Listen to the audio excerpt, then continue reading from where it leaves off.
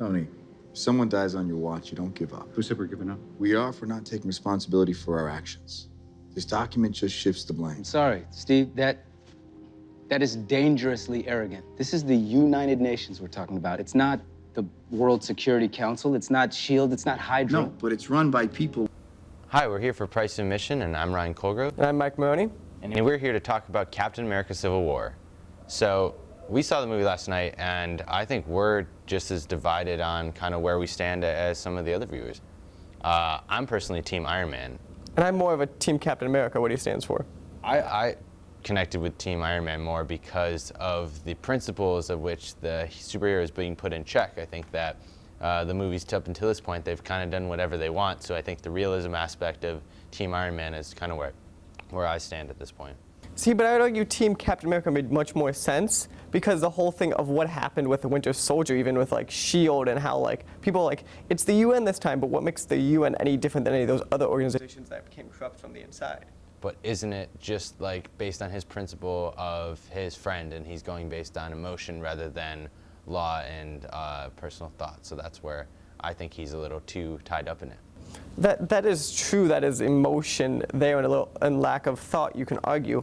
But at the same time, his intuition is kind of what the whole Winter Soldier thing is, what kind of saved the world to begin with, and that was him going off his emotion and that there.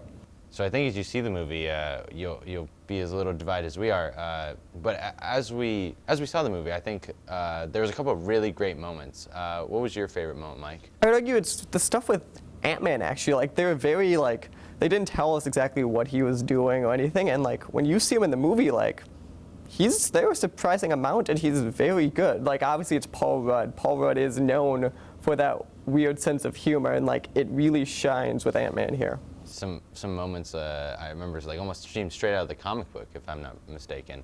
But I'd say my favorite part was actually Spider-Man. No spoiler or anything here. They released him in the trailer. I think everybody's going to be down with Tom Holland. I think it's the best Spider-Man we've seen, and every moment he's on screen, there's charisma, there's humor, and just the way he moves about the space in terms of the CGI they did with Spider-Man, I think was really, really great. Yeah, I know. I actually agree. Spider-Man was one of the strongest characters, and I was nervous about the Spider-Man. Tom Holland, I'm like, he won't be able to pull it off. It's too young. And then all of a sudden you see Spider-Man on the screen, you're like, that's a Spider-Man out of the cartoons. Like, that's it. Like, that's like that teenage Spider-Man you watch in like the 90s cartoons, you're like, where were you these past 10 years? Exactly. So then I'll transition to funniest moment. What was your like funniest like laugh out loud moment with that Avengers style humor?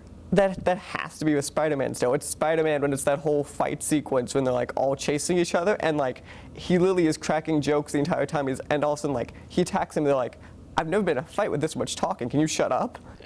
Yeah, no, Winter Soldier and Falcon, like the whole interaction, that was really funny.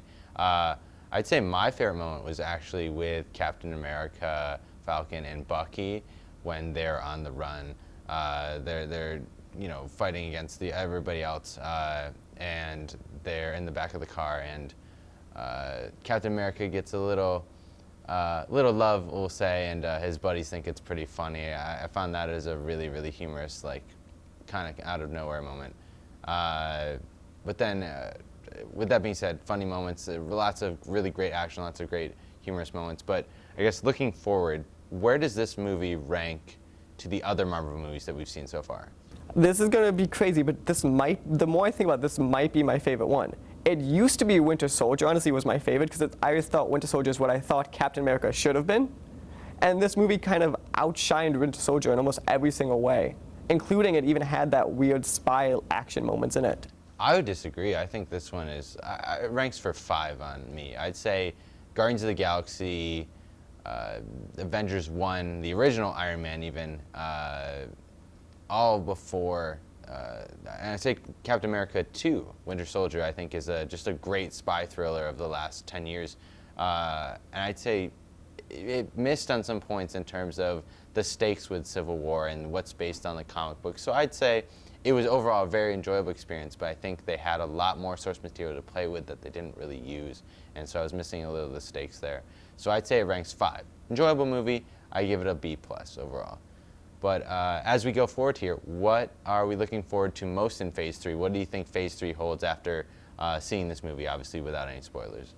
The two I really look forward to was one of them you kind of mentioned was actually Guardians of the Galaxy 2 I really look forward to because that was such a surprising thing because they took like a Z-rated comic that no one ever heard of and they made it this like kind of household name for like when it came out. And then the other thing was we just saw a trailer for recently was Doctor Strange because it's going to play a huge part in Infinity War if you know what that like the whole storyline is. Like he's going to be a main character and Benjamin Cumberbatch like just that trailer alone showed he can actually pull off Doctor Strange and make it look good. Oh, absolutely. We're going magic. We're going galactic in Phase 3. I'm personally really excited for Spider-Man solo film, but that's kind of a Sony spin-off, so it counts as Marvel stuff. But you mentioned Guardians of the Galaxy. I think we're going to get really good stuff in space. But honestly, I'm really pumped for Captain Marvel later in 2019. I think right before Avengers Infinity War Part 2. As well as seeing Doctor Strange and the Guardians follow up as we kind of get more into the space aspects of the Marvel stories. So as we're going forward, I feel like this is a good stepping stone.